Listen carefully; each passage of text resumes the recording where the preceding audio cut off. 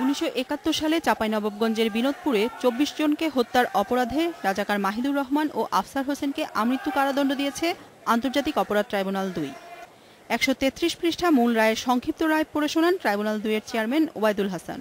এই আসামিরা নিজ হাতে এই ভিকটিমদেরকে হত্যা করেছে এবং সেই হত্যার জন্য এই আসামিদের আমৃত্যু সাজা মাননীয় ট্রাইব্যুনাল ঘোষণা করেছেন।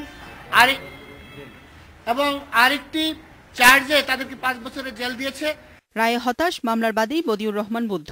ইচ্ছে ছিল যে এদের ফাঁসি হোক, কিন্তু এই রায়টি ফাঁসি না হয় আমৃত্যু কারাদণ্ড হয়েছে।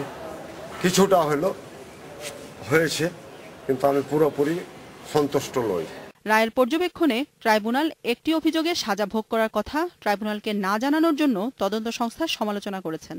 আমাদের তো 40-45 বছরের ঘটনা, তো আগের সমস্ত রেকর্ড তো আমরা পাই না, এমনিতে নষ্ট হয়ে গেছে। কিছু স্ট্রাকচারভাবে এইগুলো সব জাস্টিফাই করে দেওয়া হয়েছে। তো সেইটা যেহেতু আদালত একটা কমেন্ট করেছেন, সেই বিষয়ে আমরা রায়টা পাওয়ার পরেই আমরা পর্যালোচনা দেখব।